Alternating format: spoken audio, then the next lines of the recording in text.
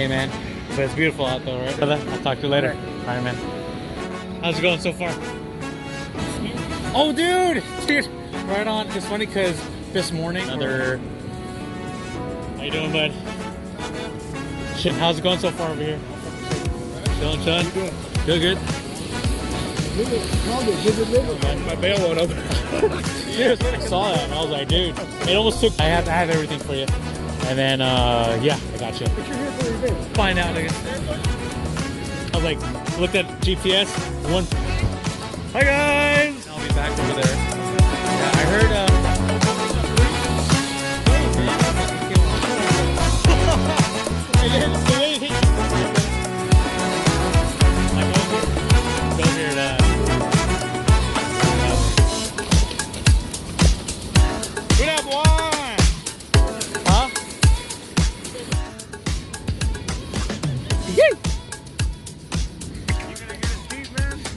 I can't find it. I'm Yeah. gonna do everything. What's up? Good to see you guys. Good to see you guys. He's right here. The fire in the tent. Oh, really? Good, sweet. Some are casting fingers. This girl. What's your Christian? Oh, he's right here. Damn, the fire though. So now that I'm home checking out my gear, and unfortunately, like throughout the night, my my pen reel, my 6000, actually broke from the spine. Once I reeled in, I knew I had one on there, so I started walking back, started reeling in, and then all of a sudden it cracked. Yep, just cracked, but good thing I kept walking back, and I was able to walk the whole crab back towards me, so I was able to keep that. But unfortunately, I still lost my my reel.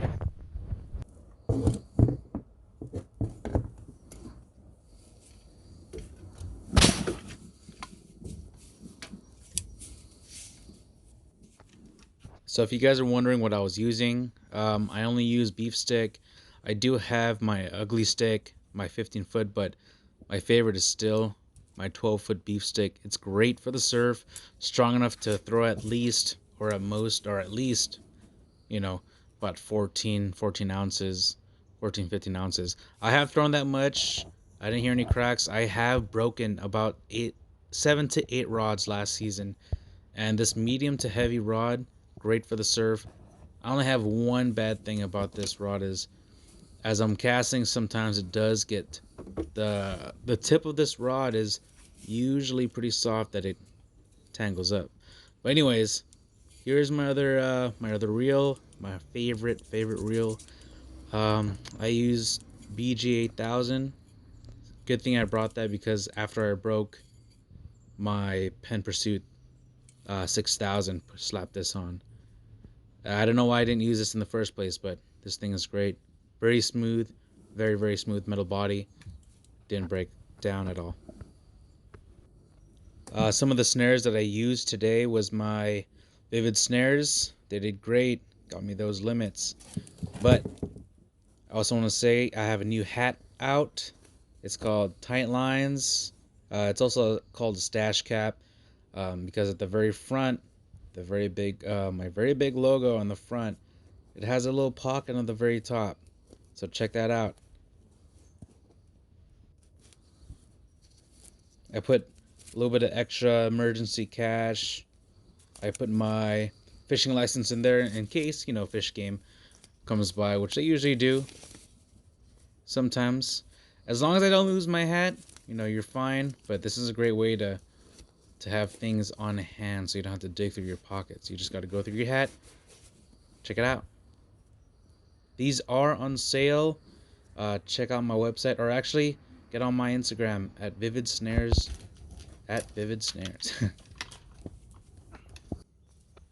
All right, after that long day, man, these rods, they really stood up to the elements. But, you know, of course, I didn't drop any of them. But, of course, you know, low sand always gets on them. So what I like to do in every session, you know, just bring it over to the hose, tying up those drags just so, you know, when you rinse them, you don't want the sand going into the gears. So make sure you tighten them up first. Not a lot of people are doing this. So I rinse them off, get that sand out of there, all that saltness out of there. Kind of just help maintain everything, make sure everything's in working order. Just give it a little bath, get that sand out of there. Because on the next session, you don't wanna have any sand in your gears and it locking up on you. I know a lot of buddies of mine that have had, sand in their gears, and actually it stopped them from crabbing the whole day. They had to cut their day short. So yeah, make sure you take care of your gear, rinse them off. After you rinse them off, make sure you loosen them back up. You don't want to mess up that I don't know what you call it, but yeah, you don't want to leave it tight all the time. You want to just keep it loose. That's just what my dad taught me. So far so good. Here you go is my my other Pen Pursuit 6000. Hopefully that doesn't break on me. Kind of disappointed in it because I've had it for a while, but since I picked up that BG8000, it's been great. Alright, now it's time to refurbish and check out my Vivid snares that I've used through the whole day, through the whole morning actually. So right now I just have them all closed up, just taking a look at it, seeing if anything is kind of messed up. There's my bait saver in there, the little mesh. Yes, they are lead free. They're about 9 ounces. I sell them as 8 ounces, but just a heads up that they are about 9 ounces. And those screws at the bottom, they kind of help. I feel like they kind of help with the drag, or they kind of help with the tide, kind of keep it sitting down in the sand. So when you're about to use it, all you gotta do is just pull it out like that. See, I'm actually checking the springiness on this, and it's actually still strong even after that session. It's still a little loose, but it's still doable for another session. But I'm gonna go ahead and rinse these off.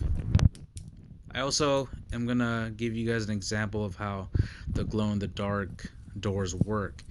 So what I do, I just flash a good light on it, make sure you charge it up for a few seconds. That's basically it. So throughout the night, this is all I was doing, and I don't know, I had a little bit more luck. I've had really good luck in the past using these.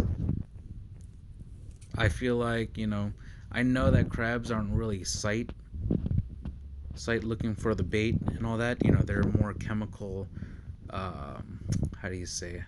See, I don't even know what I'm talking about, but they're more chemical. They find the scent, but I feel like if there's more things that it'll attract, the more scent that there will be in that one area, and the easier it'll be for the crabs to find.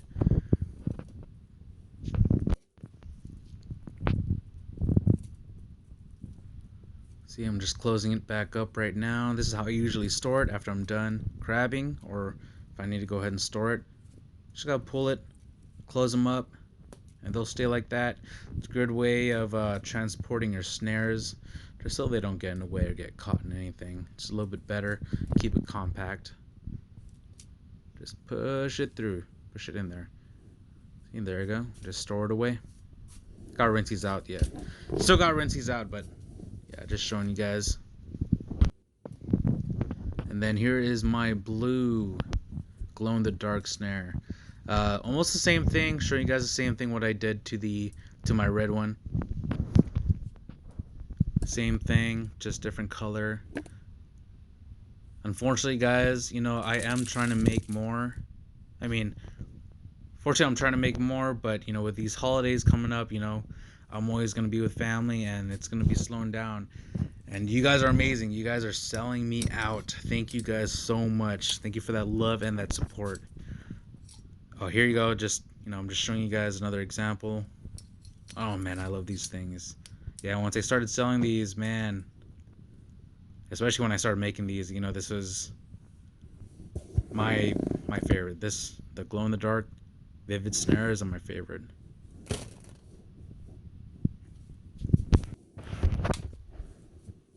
Yep, see? The springiness on because I use a premium line. I used to use, when I first started making snares, I used to use that Weed Whacker line. They're great. Weed Whacker line works. Just about anything works.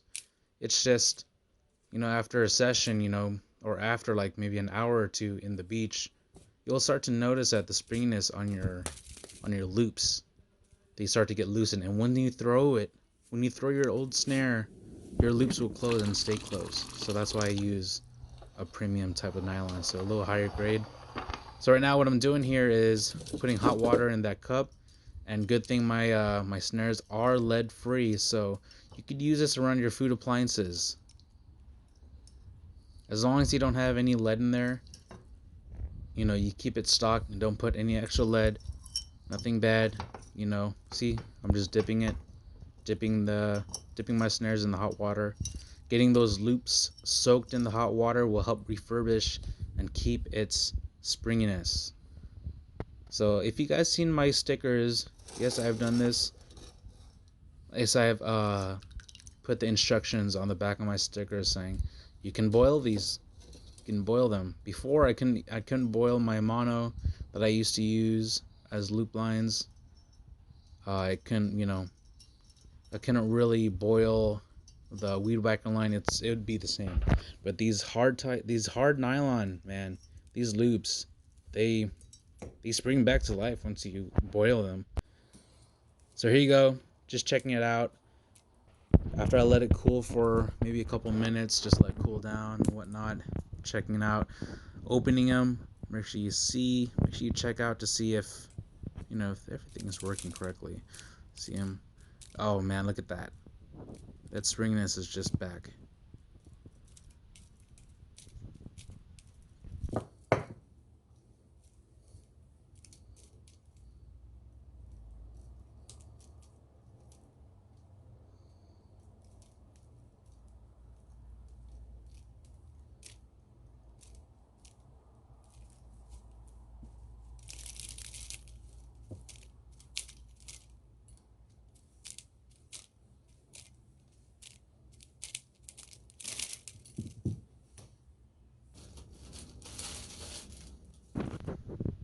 Once again, I just want to say thank you to West Coast Crabbers, and thank you for gifting me a hoodie. Love it, man.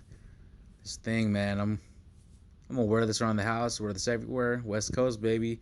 No gang signs, sorry about that. But check it out. Check them out. They're on Facebook, West Coast Crabbers. Good vibes only. Just spread all the love. Spread the love. No hate, no negativity. All love.